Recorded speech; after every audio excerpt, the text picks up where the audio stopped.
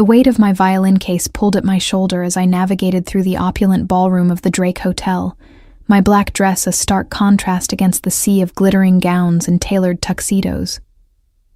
The annual Chicago Elite Charity Gala was in full swing, with crystal chandeliers casting dancing shadows across marble floors that probably cost more than my entire year's rent. I wasn't supposed to be here as a guest. I was the hired entertainment, scheduled to perform a 30-minute set during dinner. My fingers traced the familiar curve of my violin case's handle, a nervous habit I'd developed over years of performances. Tonight felt different, though. There was an electricity in the air that had nothing to do with the orchestra tuning their instruments in the corner. Wealthy socialites mingled with business moguls, their laughter echoing off the vaulted ceilings, while servers in crisp white uniforms glided between them with champagne flutes. I found my designated spot near the grand piano, a small raised platform that would give me visibility over the crowd without making me the center of attention. Perfect. The last thing I wanted was to draw unnecessary notice from Chicago's elite. My father, Judge Robert Morrison, had always warned me about getting too close to the powerful families that dominated this city's social scene. Some of those smiles hide very sharp teeth, Juliet. He'd told me just last week when I'd mentioned tonight's performance. Play your music, collect your fee, and come straight home. As I unpacked my violin, the familiar ritual calmed my nerves. The Stradivarius, a family heirloom passed down from my grandmother, gleamed under the lights. Its rich, honey-colored wood had witnessed decades of performances, but tonight it seemed to tremble in my hands with anticipation. The ballroom's acoustics were incredible. I tested a few notes, letting the sound carry across the space, and noticed several heads turn in my direction. Good. That meant they'd actually listen when I began my formal performance. I'd chosen a selection of classical pieces that would complement the evening's sophisticated atmosphere without overwhelming the conversation. A server approached with a glass of champagne, which I politely declined. I never drank before a performance. It dulled the precision I needed for complex passages. Besides, I wasn't here to socialize. This was work, and I needed to remain professional. The crowd's energy shifted suddenly, conversations quieting as someone entered through the main ballroom doors. I glanced up from tuning my violin to see what had captured everyone's attention. A man in an impeccably tailored black tuxedo moved through the crowd with the kind of confidence that commanded respect, or fear. He was tall, probably in his early 30s, with dark hair slicked back and piercing eyes that seemed to catalog every person in the room. People stepped aside for him without being asked. Women's gazes lingered as he passed, while men straightened their spines and offered respectful nods. This wasn't just wealth walking through the room. This was power. Raw, undiluted power that made my instincts prickle with warning. I forced myself to look away and focus on my preparations. Whatever drama was unfolding in Chicago's social hierarchy wasn't my concern. I was here to play violin, nothing more. Ladies and gentlemen, the event coordinator's voice crackled through the sound system. Please welcome our evening's musical entertainment, Miss Juliet Morrison. The spotlight found me as polite applause rippled through the crowd. I positioned my violin beneath my chin, raised my bow, and let the first haunting notes of Pachelbel's canon fill the ballroom. The familiar melody wrapped around me like a protective cocoon, transporting me away from the watchful eyes and into the pure space where only music existed. I moved through my repertoire with practiced ease, box air on the G-string, followed by a passionate rendition of Vivaldi's Winter from the Four Seasons. The crowd had returned to their conversations, but I could feel their appreciation in the way the room's energy shifted with each piece. This was what I lived for, the moment when music transcended mere entertainment and became something transcendent. As I transitioned into the final piece, Mozart's Violin Sonata No. 21, I became aware of a particular intensity in the room's atmosphere. It felt like being watched by a predator.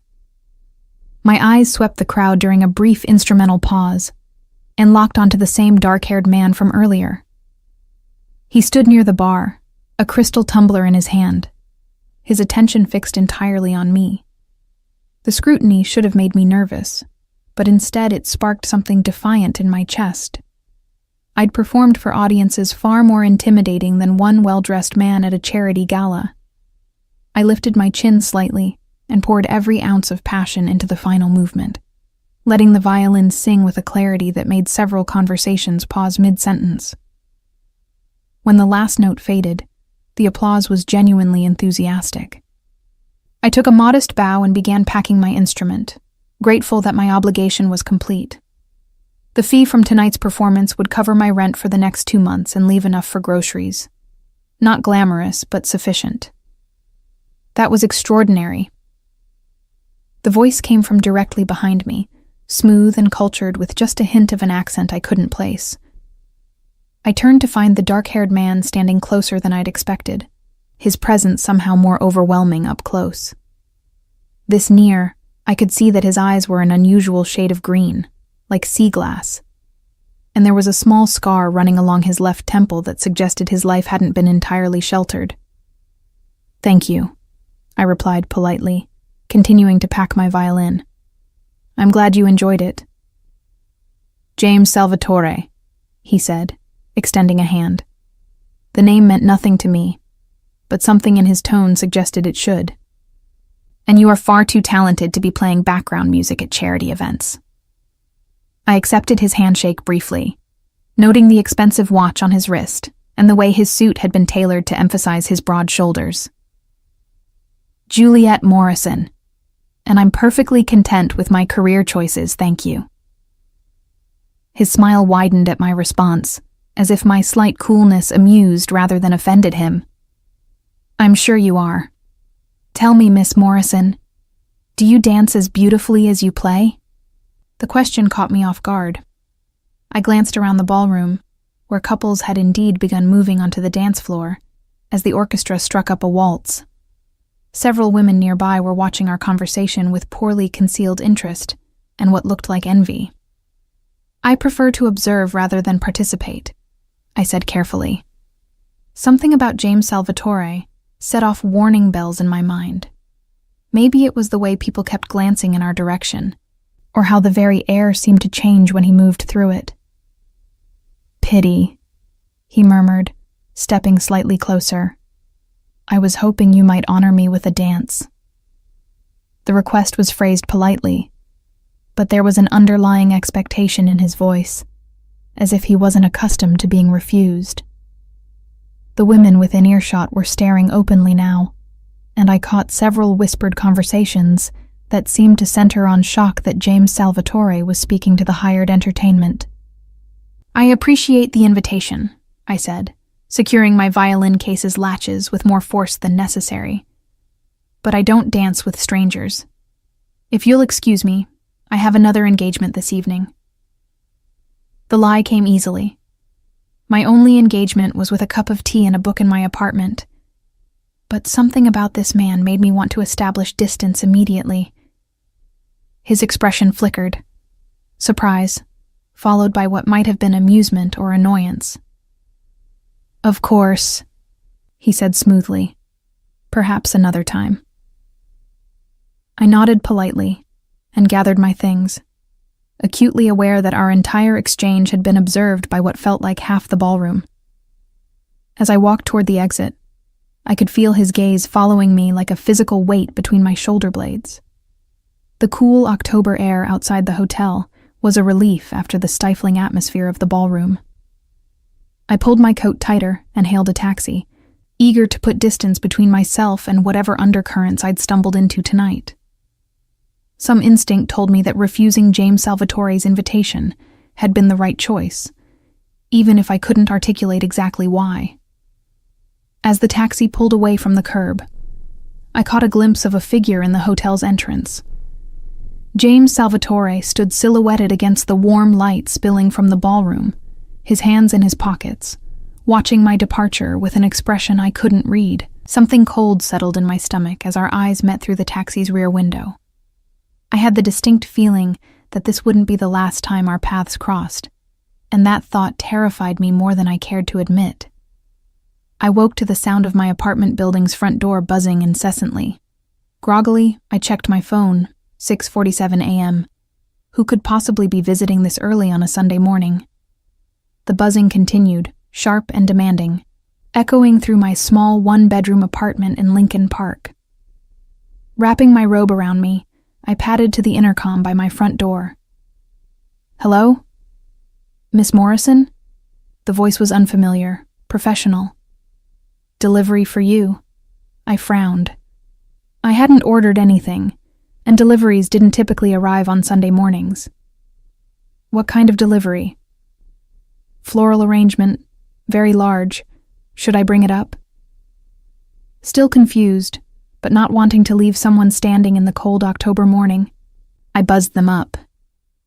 Through my peephole, I watched a delivery man struggle up the stairs with what appeared to be an enormous bouquet of white roses, at least 3 dozen of them, arranged in an elaborate crystal vase that probably cost more than my monthly grocery budget.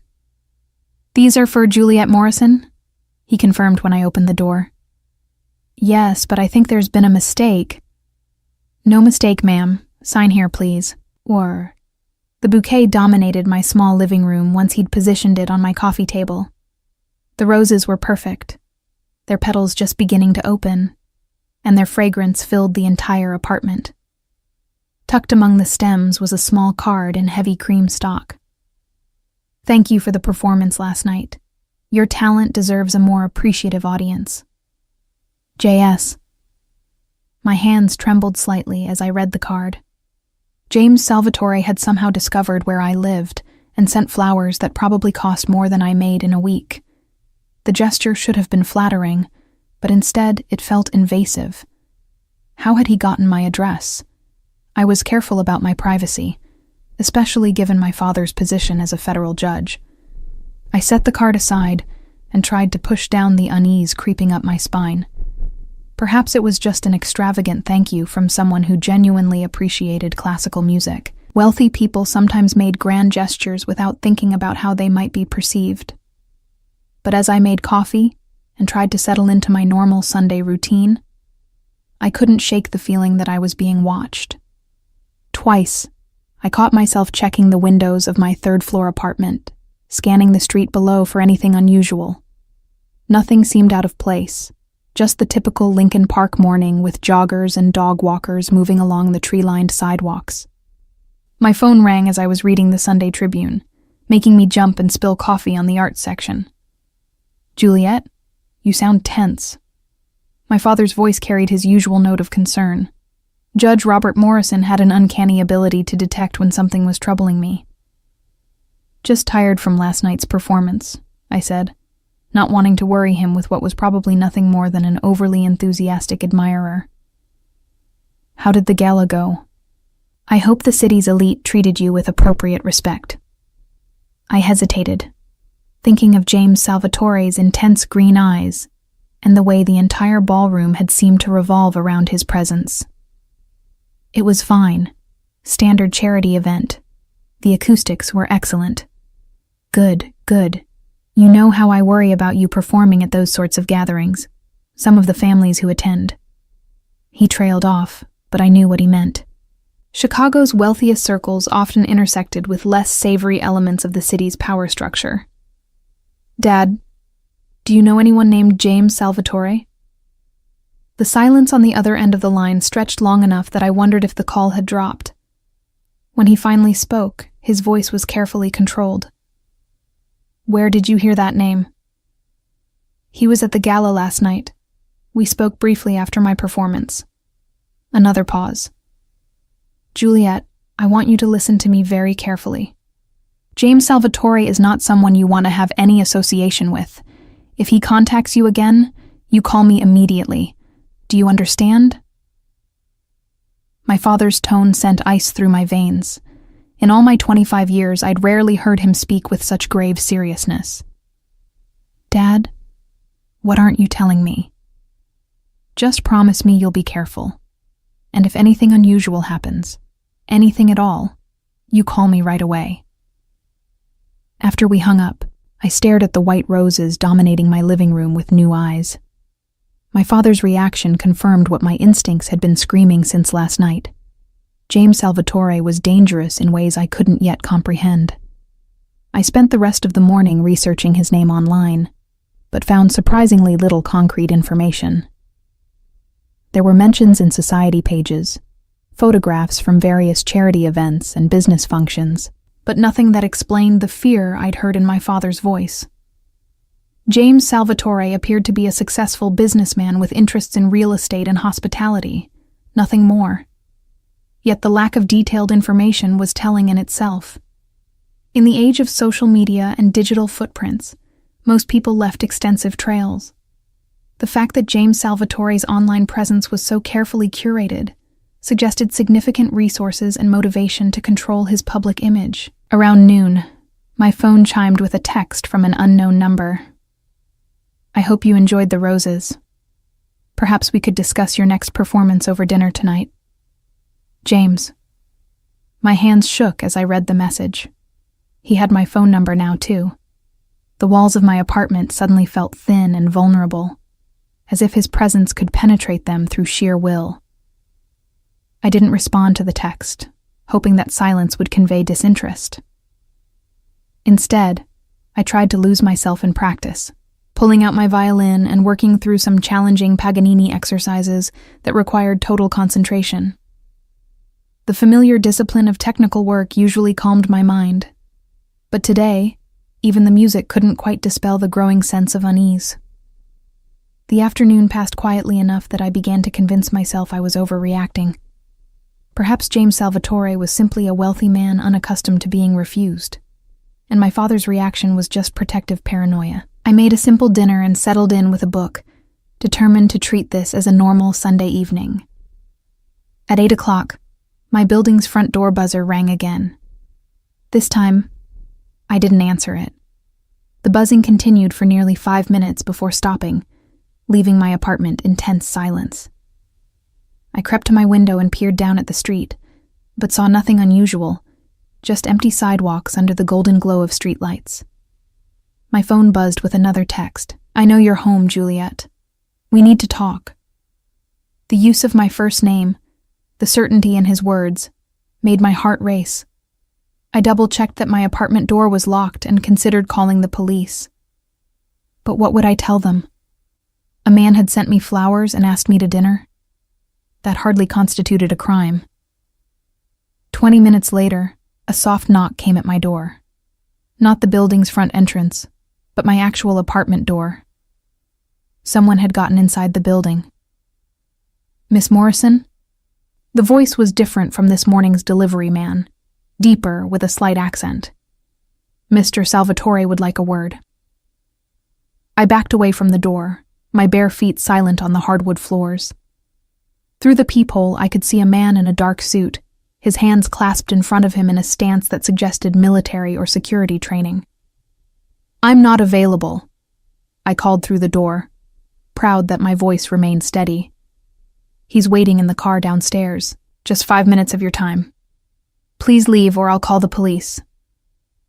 There was a pause, then the sound of footsteps retreating down the hallway. I waited by the door for several minutes before cautiously checking the peephole again. The hallway was empty, but when I looked out my window, I could see a black sedan parked directly across from my building. The windows were tinted, but I had no doubt who was inside. I called my father. "Juliet, what's wrong?" "James Salvatore is outside my building. He sent someone to my door asking me to come down and talk to him." The curse my father let slip was one I'd never heard from him before. "Are you safe? Is your door locked?" "Yes. But Dad, how did he find my apartment? How did he get my phone number?" Men like Salvatore have resources most people can't imagine. Listen to me carefully. You're going to pack a bag and come stay at the house for a few days. I can't just run away because some man sent me flowers and asked me to dinner. This isn't about flowers, Juliet. James Salvatore is connected to the Torino crime family. He's dangerous in ways you can't possibly understand. The words hit me like a physical blow. Crime family. The pieces suddenly clicked into place. The way people had reacted to him at the gala, the deference and fear, the careful distance others had maintained. "I'll pack now," I whispered. "No, don't leave the apartment tonight.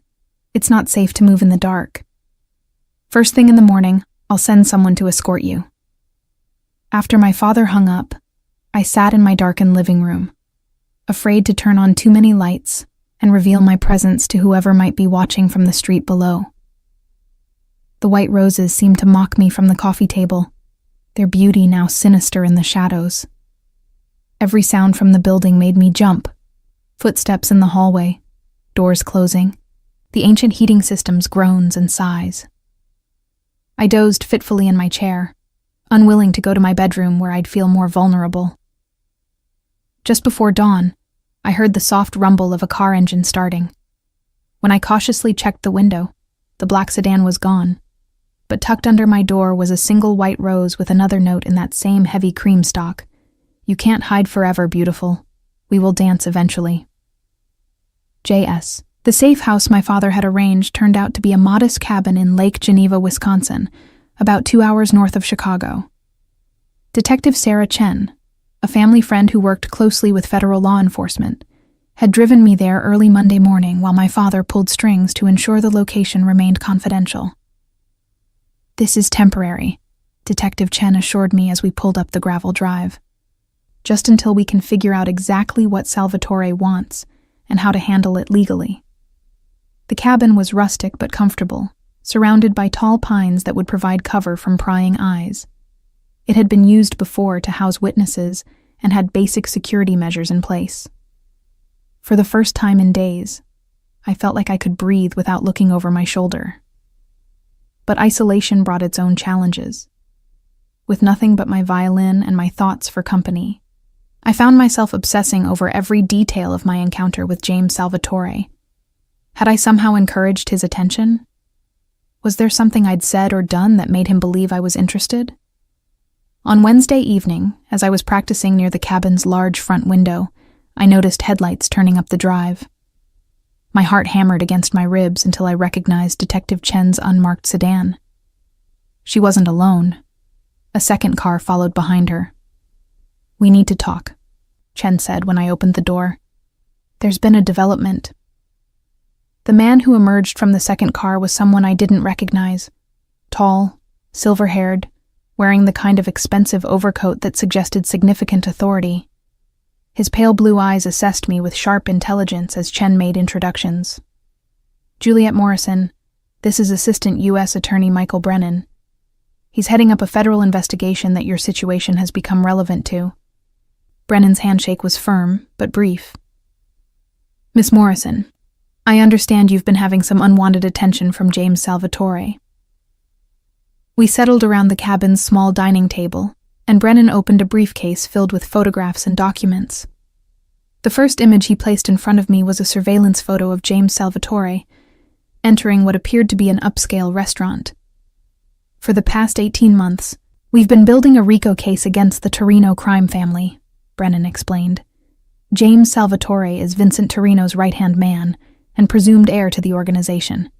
He's also one of the most dangerous men in Chicago." He spread out more photographs. James at various business meetings, entering buildings, speaking with men whose faces had been circled in red ink. He oversees their money laundering operations through a network of legitimate businesses. Restaurants, nightclubs, real estate development. All very profitable, all very illegal. My mouth felt dry as I studied the images. This was the man who had asked me to dance, who had sent roses to my apartment. Why is he interested in me? "That's what we're trying to figure out," Chen said. "Your father thinks it might be connected to his position on the federal bench. Judge Morrison has been assigned to several cases involving organized crime figures over the past few years." Brennan leaned forward, his expression grave. "There's something else you need to know. 3 days ago, Vincent Torino was shot outside his restaurant in Little Italy. He's in intensive care, and there's significant doubt about whether he'll survive." The implications hit me immediately. Which means James Salvatore is about to become much more powerful. Exactly. And historically, men in his position consolidate power through strategic alliances. Sometimes that involves marriage into other influential families. Brennan's gaze was direct and unflinching. Your father is one of the most respected federal judges in the Northern District of Illinois. A connection to his family would provide Salvatore with significant legitimacy and protection. I stood abruptly, needing to pace. You're saying he might be targeting me as some sort of political marriage arrangement? It's one theory, Chen said gently. The other possibility is that he's genuinely attracted to you and isn't accustomed to being refused. Men like Salvatore don't hear no very often. Either way, Brennan continued, you're in a precarious position. We've intercepted communications suggesting that Salvatore has been asking questions about your schedule, your habits, your security arrangements. The cabin's cozy warmth suddenly felt stifling. I moved to the window, staring out at the dark forest beyond. What do you want from me? Your cooperation, Brennan said simply. We're close to having enough evidence to bring down the entire Torino organization, but we need more documentation of their financial operations. If Salvatore continues pursuing you, it might provide an opportunity to get someone inside his inner circle. I turned to face them, incredulous. You want me to spy on him? We want you to be our eyes and ears if the situation develops naturally, Chen clarified. You wouldn't be asked to actively seek out information or put yourself in danger. But if he continues his pursuit, any intelligence you could provide might help us protect other innocent people from his organization's influence. The weight of their request settled on my shoulders like a lead blanket. And if I refuse? Then you'll need to remain in protective custody indefinitely, Brennan said. Because men like James Salvatore don't typically lose interest in something they want. He'll keep escalating until he gets what he's after. I thought of my small apartment in Lincoln Park, my students who depended on me for violin lessons, the life I'd built, note by careful note. All of it suspended because I'd refused one dance at a charity gala. I need time to think. Of course, Brennan said, gathering his photographs. But don't take too long. Intelligence suggests Salvatore is growing impatient with your absence. He's been making inquiries through channels that suggest he's preparing to take more direct action. After they left, I sat alone in the cabin's silence, my violin cradled in my lap but unplayed. The strings reflected the dim lamplight, like silver threads in a web. Beautiful, delicate, and increasingly tangled. That night, I dreamed of dancing in an empty ballroom, while dark eyes watched from the shadows. When I woke, sunlight was streaming through the windows, and I'd made my decision. I called Detective Chen first thing in the morning. I'll do it, I said without preamble, but I have conditions. Name them. If this goes wrong, if I get in too deep, you pull me out immediately. No arguments, no delays. Agreed. And my father doesn't know the specific details. He'll worry himself sick if he knows I'm deliberately engaging with Salvatore. There was a pause. That might not be possible, Juliet. He'll need to be briefed on security protocols. Then you figure out how to manage it. Those are my terms. Another pause, then. All right. We'll work something out. When do we start? Today. We're bringing you back to Chicago this afternoon. And Juliet? Thank you for this. You might be saving more lives than you realize. As I packed my few belongings, I wondered if I was making a terrible mistake. James Salvatore was clearly a man accustomed to getting what he wanted, and I was about to walk directly into his web. But perhaps it was time to stop running and start fighting back. I'd spent my entire life believing that talent and hard work were enough to build a safe, independent existence. Now I was learning that sometimes safety required taking calculated risks. The drive back to Chicago passed in a blur of autumn landscape and racing thoughts. By evening, I was back in my apartment, surrounded by the familiar walls that no longer felt like protection. The white roses had wilted in my absence, their petals scattered across the coffee table like fallen snow. I threw them away and waited for James Salvatore to make his next move. I didn't have to wait long. The knock came at exactly 8 o'clock Thursday evening, soft but insistent. I'd been expecting it since Detective Chen had returned me to my apartment that afternoon, but my heart still hammered against my ribs as I approached the door. Through the peephole, I saw the same man who had come to my door Sunday night, tall, broad-shouldered, wearing an expensive suit that couldn't quite disguise the bulge of a shoulder holster. But this time, he wasn't alone. James Salvatore stood beside him, his hands clasped behind his back, his posture relaxed but alert. "Miss Morrison?" The bodyguard's voice was professionally polite. "Mr. Salvatore would appreciate a few minutes of your time." I took a steadying breath, remembering Chen's coaching from earlier. Act reluctant but not terrified. Show curiosity about why he's interested in you. Don't agree to anything immediately. "I've made it clear I'm not interested in socializing, Mr. Salvatore," I called through the door. "I understand your caution," came his reply, his voice carrying easily through the thin wood. "But we have mutual interests to discuss. 5 minutes, that's all I ask." "What mutual interests could we possibly have?" "Your safety, for one." "May I come in? These hallways have excellent acoustics, and some conversations are better held privately." The implied threat was subtle, but unmistakable. I could continue this exchange where neighbors might overhear, or I could invite him inside where we could speak candidly. Neither option felt safe, but Detective Chen had emphasized the importance of seeming to cooperate. I unlocked the door and opened it, staying partially hidden behind it as they entered. James Salvatore moved through my modest living space with the same predatory grace I'd observed at the gala, his eyes cataloging every detail. His bodyguard remained by the door, a silent sentinel. "Charming," Salvatore said, examining the framed photographs on my mantelpiece. "You come from an accomplished family.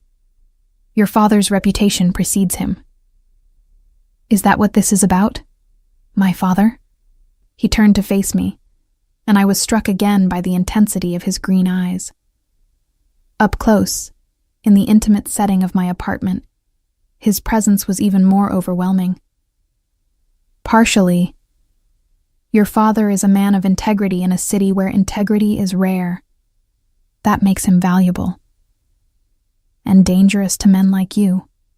His mouth curved in what might have been amusement. "Direct. I appreciate that quality." He gestured toward my couch. "May I sit? Standing makes me feel like I'm intimidating you, which isn't my intention." I remained standing, keeping distance between us. "What do you want, Mr. Salvatore?" "James, please. And what I want is surprisingly simple." He settled onto my couch as if he belonged there, his movements fluid and controlled. "I want to get to know you better." "Because I refuse to dance with you?" "Because you're the first person in years who's treated me like a human being rather than a title." His expression grew unexpectedly serious. "Do you know what it's like to have every interaction calculated? Every conversation filtered through fear or ambition? You spoke to me that night as if I were simply another guest at the gala." I studied his face, looking for deception, but finding what appeared to be genuine emotion. "And that's worth pursuing me to my home? Disrupting my life?" I'm afraid I've gotten rusty at normal courtship. He leaned forward slightly, his gaze never leaving mine. "In my world, when you want something, you take direct action to obtain it. I'm not something to be obtained." "No," he agreed. "You're someone to be won. There's a significant difference." The distinction should have been reassuring, but something in his tone suggested that his methods of winning might be just as invasive as simple taking. "And if I'm not interested in being won?" "Then I would need to understand why. What would it take to change your mind?" The question hung between us, loaded with implications. Chen had prepared me for this, the moment when I'd need to show enough interest to keep him engaged, without committing to anything specific. I don't date men I don't know, I said carefully. And what I know about you comes mostly from whispered warnings. Ask me anything. I'll answer honestly. Are you a criminal? He didn't flinch at the direct question. I operate businesses that exist in gray areas of the law. Some would consider that criminal. Do you hurt people? This time there was a pause, and I saw something flicker across his features. When necessary, to protect what's mine. The clinical way he said it sent ice through my veins. Have you killed anyone? That's not a question I can answer safely, for either of us. Which was an answer in itself. I wrapped my arms around myself, suddenly cold despite the apartment's warmth. Why would I want to be involved with someone like that? Because I can offer you protection, security, opportunities that don't exist in your current life. He gestured around my modest apartment. You're talented enough to be performing at Carnegie Hall, yet you're giving violin lessons to children and playing background music at charity events. That's not fulfilling your potential. Maybe I like my simple life. Do you? Or have you simply convinced yourself that wanting more is dangerous? The question struck uncomfortably close to home. I had often wondered what my life might look like with better connections, more opportunities to showcase my abilities. But I'd also learned early that my father's position made it wise to keep a low profile. I don't need rescuing, I said. Everyone needs something, he replied. The question is whether you're brave enough to admit what that is. Before I could respond, his phone buzzed. He glanced at it, and his expression hardened instantly. Excuse me? He answered the call, speaking in rapid Italian that I couldn't follow. When he hung up, the carefully controlled man who had been courting me was gone, replaced by someone harder and infinitely more dangerous. I have to leave. We'll continue this conversation soon. Maybe we won't. He paused at my door, looking back with an expression that was almost fond. You're remarkably stubborn, Juliet. In my experience, that's usually a sign of someone worth the effort it takes to break through their defenses. After they left, I sank onto my couch, my hands trembling slightly. The wire Chen had given me had recorded every word, but I felt contaminated by the interaction. James Salvatore's presence lingered in my apartment like expensive cologne, overwhelming and impossible to ignore. My phone rang within minutes. How did it go? Chen's voice was carefully neutral. He's not what I expected, I admitted. More intelligent, more human than I anticipated. That's what makes him dangerous. Evil rarely announces itself with horns and a pitchfork. Usually it comes wrapped in charm and rationality. He admitted to operating in gray areas legally, and when I asked if he'd killed anyone, he said it wasn't safe to answer. Good. That's the kind of admission that could be useful in court. How did you leave things? He said we'd continue the conversation soon. I got the impression that wasn't really optional. There was a pause. Juliet, I need you to understand something. We've received intelligence that Vincent Torino died this afternoon. That makes James Salvatore the head of one of Chicago's most powerful crime families as of tonight. The implications hit me like a physical blow, which means he's about to become much more dangerous and much more valuable to our investigation. We need to know how he's planning to restructure the organization, who his new lieutenants will be, how he's going to handle territorial disputes with rival families. You're asking me to get close to a man who just inherited an empire built on violence. I'm asking you to help us prevent that empire from growing larger. Salvatore is young, ambitious, and intelligent. If we don't stop him now, he'll be running this city within 5 years. After Chen hung up, I stood alone in my apartment, acutely aware that my life had just shifted irrevocably. The man who had asked me to dance was now one of the most powerful criminals in Chicago, and I was the only person positioned to provide law enforcement with intelligence about his plans. Outside my window, the familiar sounds of Lincoln Park, Traffic, distant music, the hum of ordinary life continued unchanged. But for me, normalcy had become a luxury I could no longer afford. I had chosen to walk into James Salvatore's web. Now I had to survive long enough to help the FBI cut it apart. The flowers arrived Friday morning. Not roses this time, but white orchids arranged in a sleek black vase with a card that simply read, "To New Beginnings." James. I was still staring at the arrangement when my building's front door buzzer rang. Through the intercom, a woman's voice announced herself as Maria Santos, personal assistant to Mr. Salvatore. When I opened my apartment door, I found an impeccably dressed woman in her 40s with steel gray hair and intelligent dark eyes. She carried a garment bag and wore the kind of understated jewelry that whispered rather than shouted wealth. "Miss Morrison," she said with a slight accent that might have been Spanish or Italian, "Mr. Salvatore has requested that I deliver this and extend an invitation." She handed me an envelope made of heavy cream stock, the same kind that had accompanied the roses. Inside was an invitation written in elegant calligraphy. "The honor of your presence is requested for dinner tomorrow evening at Torino's restaurant, 7 o'clock. Address has been provided for your convenience." "I don't recall accepting any invitation," I said carefully. Maria's smile was polite, but didn't reach her eyes. "Mr. Salvatore was confident you would reconsider, given recent circumstances. He mentioned that you might be curious about his new responsibilities." The phrasing was delicate, but the message was clear. Vincent Torino's death had changed everything, and James Salvatore wanted me to understand what that meant for both of us. "And if I decline? Then I will convey your regrets, and he will be disappointed."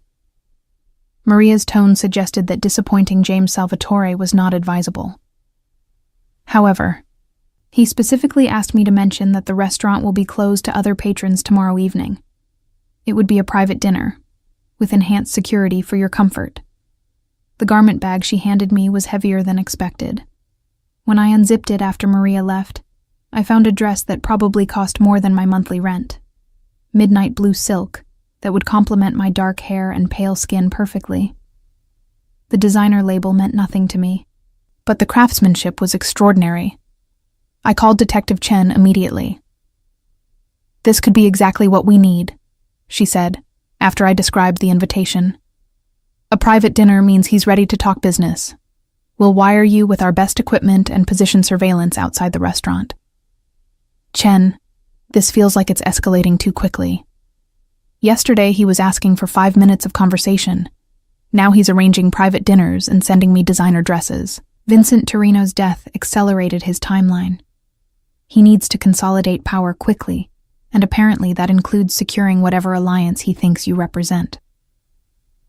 That evening, I tried on the dress and was disturbed by how perfectly it fit. James Salvatore had somehow obtained my exact measurements, which suggested a level of surveillance that made my skin crawl. But when I looked in the mirror, I had to admit the result was stunning. The silk draped elegantly, transforming me from a struggling violin teacher into someone who belonged in his world. Saturday evening arrived with unseasonable warmth for October in Chicago. The wire Chen had fitted beneath my dress was sophisticated enough to be nearly undetectable, but I was hyper-aware of its presence as the black sedan arrived precisely at 6:30. The same bodyguard from Thursday evening held the door open for me. "Good evening, Miss Morrison. Mr. Salvatore is looking forward to dinner." Torino's restaurant occupied a prime corner location in Little Italy, its Art Deco facade suggesting old-world elegance with modern sophistication. As we pulled up, I noticed the heavy security presence. Men in dark suits positioned at strategic points around the building, their earpieces glinting in the streetlight. James Salvatore was waiting inside the restaurant's entrance, and the sight of him took my breath away. He wore a charcoal suit that emphasized his broad shoulders and tall frame, his dark hair perfectly styled, his green eyes bright with anticipation. When he smiled at my approach, the expression transformed his usually serious face. "Juliet," he said, taking my hand and bringing it briefly to his lips. "You look extraordinary." The restaurant had been transformed for our dinner. Instead of the usual crowded dining room, only one table remained, positioned near the large windows overlooking the street, set with crystal and silver that caught the light from dozens of candles. The rest of the space had been cleared, creating an intimate dining room just for us. "You've gone to considerable trouble," I observed as he guided me to my chair. "Special occasions deserve special attention." He took the seat across from me, his movements fluid and controlled. "I thought you might appreciate privacy for our conversation." A server appeared with champagne, but I declined. "I don't drink much." Another admirable quality. James accepted a glass of what appeared to be expensive whiskey. "Most people in my position are surrounded by individuals who tell them what they want to hear. Your honesty is refreshing." The first course arrived, some sort of delicate seafood preparation that probably required hours to prepare. I took a small bite, acutely aware that every word of our conversation was being recorded. "You mentioned new responsibilities," I said carefully. "I assume you're referring to Mr. Torino's death." His expression grew somber. "Vincent was like a father to me. His passing creates both opportunity and obligation." "What kind of obligation?" "To protect the people who depended on him, to maintain the stability he created, to honor his legacy while adapting to changing circumstances." James leaned forward slightly. "The business world is evolving, Juliet. Old methods aren't always effective for new challenges." "What kind of new challenges?" "Competition from younger, more aggressive organizations. Federal attention that requires more sophisticated legal strategies. The need for legitimacy in a society that's becoming less tolerant of traditional approaches." I was beginning to understand the subtext. James Salvatore was planning to modernize and legitimize the Torino organization, which would require connections to respectable society. Connections like a federal judge's daughter. "And you think I might be helpful with these challenges?" "I think you represent something I've been missing." His gaze was direct, intense. Respectability, intelligence, culture. The kind of partnership that could open doors previously closed to men in my position. Partnership implies equality. "What you're describing sounds more like acquisition." His smile was slight but genuine. "You don't make this easy, do you?" "I don't make anything easy for men who think they can purchase what they want." "Good. If you were easily purchased, you wouldn't be worth the effort." He set down his glass, his expression growing serious. "Let me be completely honest with you, Juliet. My world is dangerous, complicated, and often unforgiving, but it's also powerful enough to protect the people I care about from any threat they might face. Including threats that come from your world, especially those threats." The second course arrived, but I'd lost my appetite. "What exactly are you offering me, James?" "Security, opportunity, the chance to use your talents on a stage worthy of them, protection for you and your family from elements of this city that most people never even realize exist. And in exchange, your companionship, your intelligence, your presence at my side as I build something new from what Vincent left behind." The proposal was seductive in its scope. James Salvatore was offering me entry into a world of power and influence that most people could only imagine. But the price was my independence, my safety, and quite possibly my soul. "I need time to consider this." "Of course, but understand that time is a luxury we may not have much of." His expression darkened. "Vincent's death has created instability. Other organizations are already making moves to claim territory they think we can't defend. I need to demonstrate strength quickly. And having a federal judge's daughter on your arm would demonstrate that strength. Among other things, yes." Before I could respond, his phone buzzed. He glanced at it, and I saw his jaw tighten. "Excuse me for one moment." He stepped away from the table to take the call, speaking in low, urgent Italian. When he returned, the carefully controlled man who had been courting me was gone, replaced by someone harder and infinitely more dangerous. We need to leave. Now. What's happening? Someone firebombed one of my warehouses 20 minutes ago. This was meant to be a message, and I need to respond appropriately. As he helped me from my chair, I caught a glimpse of the man James Salvatore became when his empire was threatened. His movements were precise and economical. His voice carried absolute authority, and his eyes held a coldness that made me understand exactly why people feared him. "The car will take you home," he said as we reached the restaurant's entrance. "We'll continue this conversation soon." "James?" He paused, looking back at me with an expression that mixed regret with determination. "This is what my world looks like, Juliet. Beautiful moments interrupted by ugly realities. If you choose to be part of it, you need to understand that completely." As the sedan pulled away from the restaurant, I watched James Salvatore disappear into a black SUV surrounded by armed men. The contrast between the man who had brought my hand to his lips and the one who was now heading off to wage war was stark and unsettling, but it was also oddly magnetic.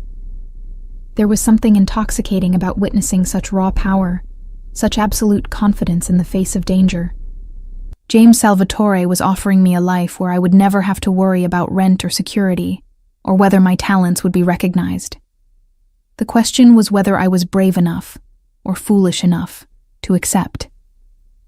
The explosion came at 3 a.m, shattering my bedroom window and throwing me from sleep into terror. Car alarms shrieked throughout the neighborhood as I stumbled to the window, my bare feet crunching on broken glass. Across the street, where a black sedan had been parked for the past week, orange flames licked at the sky. My phone was ringing before I could fully process what had happened. "Juliet, are you hurt?" James Salvatore's voice was sharp with concern. "I'm fine, but..."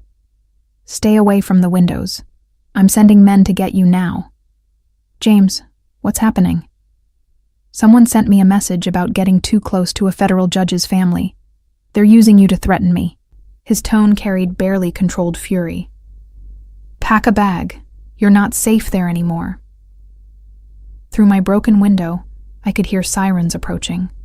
Fire trucks, police, probably federal agents who would arrive once they identified the target.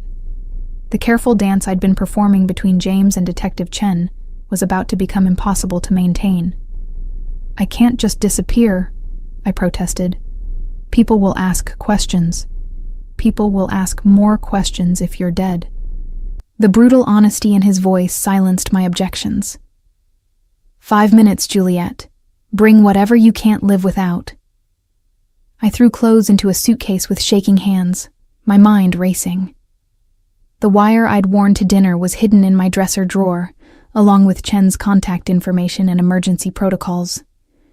I couldn't take any of it without risking exposure. As I was zipping my suitcase, my apartment door opened. I spun around to find not James's usual bodyguard, but a woman in her 30s with short auburn hair and predatory eyes. She moved through my apartment with professional efficiency, checking corners and exits. "I'm Elena," she said without preamble. "We need to go, now." "Where are you taking me?" "Somewhere safe." Elena's gaze catalogued my apartment with the same thoroughness James had shown. "Bring your violin. You'll want something familiar where we're going." The building's fire escape provided our exit route, avoiding the chaos of emergency responders gathering in front.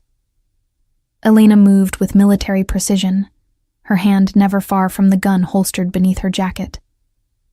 We descended into the alley behind my building, where another black sedan waited with its engine running. The drive took us north out of the city, past suburbs and into rural Illinois. We traveled in silence for nearly an hour before turning onto a private road, marked only by a discreet security gate. The property beyond was extensive, rolling hills dotted with mature trees, a large main house visible in the distance, and enough open space to see anyone approaching long before they could pose a threat. "Welcome to Salvatore Estate," Elena said as the main house came into view. "This will be your home for the foreseeable future." The mansion was a study in understated elegance, stone and timber construction that suggested old money rather than nouveau riche ostentation. James Salvatore was waiting on the front steps, still dressed in the dark clothing he'd worn to deal with the warehouse bombing hours earlier. "Are you hurt?" he asked immediately, his hands framing my face as he examined me for injuries. "Just shaken." His touch was gentle despite the obvious tension in his posture. "James, you can't just kidnap me because someone threatened you." "I didn't kidnap you. I protected you from people who would have used you to get to me." His green eyes were fierce with conviction. "There's a difference." Elena disappeared with my suitcase, while James guided me into the mansion's foyer. The interior was as impressive as the exterior suggested: high ceilings, artwork that belonged in museums, and an atmosphere of quiet luxury that spoke of generations of wealth and power. "This is temporary," I said, more to convince myself than him. "That depends on you." He led me into a sitting room, dominated by a massive stone fireplace. "But it's also reality. The people who bombed that car tonight won't stop with property damage. They're testing my resolve, trying to find weaknesses they can exploit." "And I'm a weakness?" "You're someone I care about, which makes you a target." The admission seemed to surprise him as much as it did me. "I didn't anticipate that complication when I first approached you." Before I could respond, a door opened and an older man entered, silver-haired, impeccably dressed despite the early hour, with intelligent eyes that missed nothing. His resemblance to James was unmistakable. "Father," James said, rising, "this is Juliet Morrison." "Ah, the young lady who's been causing such upheaval." The older man's smile was polite, but assessing. "I'm Vincent Salvatore Sr. Welcome to our home." Vincent Sr. Not James's father, but Vincent Torino's father, which made him James's predecessor before Vincent Jr. took over. The family connections were more complex than I'd realized. "Mr. Salvatore," I managed, unsure of the appropriate protocol for greeting the patriarch of a crime family. "Please call me Vincent. We're going to be seeing quite a lot of each other." He settled into a leather armchair with the careful movements of someone managing old injuries. "James tells me you're a musician. I've always appreciated classical music. Perhaps you'll play for us sometime."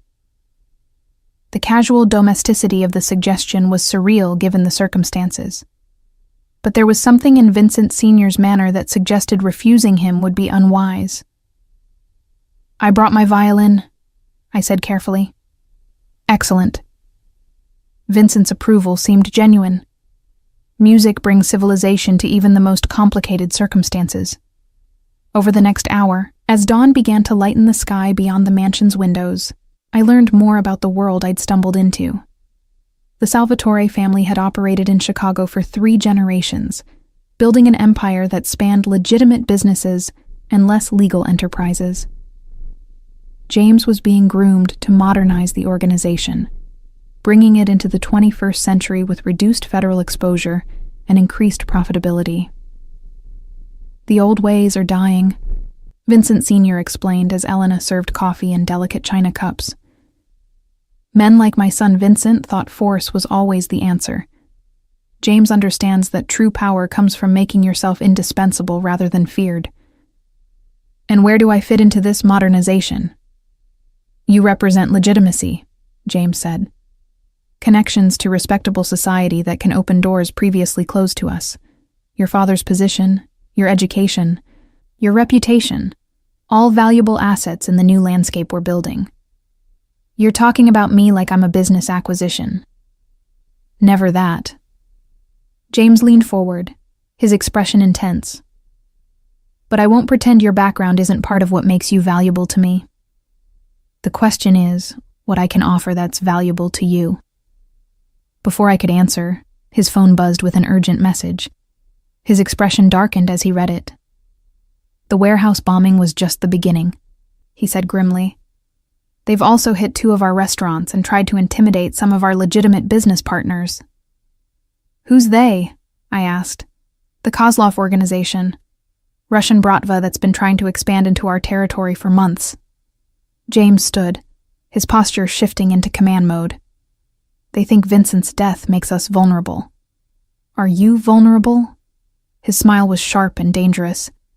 They're about to discover exactly how mistaken that assumption is. As James left to coordinate his response, Vincent Sr. remained behind, studying me with those intelligent eyes. My advice, young lady, is to think very carefully about what you want your life to look like, he said quietly. James is offering you more than most people ever dream of having, but he's also offering you dangers most people never have to face. And if I choose to leave, then you'll leave with our gratitude and protection. Vincent's tone was sincere. But you should understand that leaving may not be as simple as it sounds. Knowledge of our affairs brings certain obligations. The implication was clear. I'd seen too much, learned too much to simply walk away and resume my old life. Whether I stayed as James's partner or left as someone who needed to be managed, my independence was already compromised. As I sat alone in the mansion's elegant sitting room, watching the sun rise over grounds that were both sanctuary and prison, I realized that my choice had already been made. Not by James or his family, but by the sequence of events that had begun with a simple refusal to dance. I was part of James Salvatore's world now, whether I'd chosen it or not. The only question remaining was whether I would embrace that reality or spend the rest of my life fighting it. When James returned hours later, his suit replaced by casual clothes but his eyes still sharp with the aftermath of violence, I had my answer ready. I'll stay, I said simply. But I have conditions. His smile was triumphant but controlled. Name them. I want to continue my music. Real performances, not just private entertainment. Done. I can arrange auditions with the Chicago Symphony within the month. I want some independence, a role in whatever you're building, not just decoration for your arm. You'll have as much responsibility as you can handle. And I want honesty between us. No more games, no more manipulation. If we're going to be partners, we're equals. James crossed the room to where I stood, his movements deliberate and predatory. When he reached me, his hands framed my face with the same gentleness he'd shown earlier. Partners, he agreed, in everything. When he kissed me, it tasted like danger and possibility in equal measure. I was surrendering more than my independence. I was choosing to build something new with a man who could destroy me as easily as protect me. But as his arms closed around me, and the morning light filled the mansion with warmth, I realized I'd never felt safer or more alive. James Salvatore had won more than my compliance. He'd won my heart.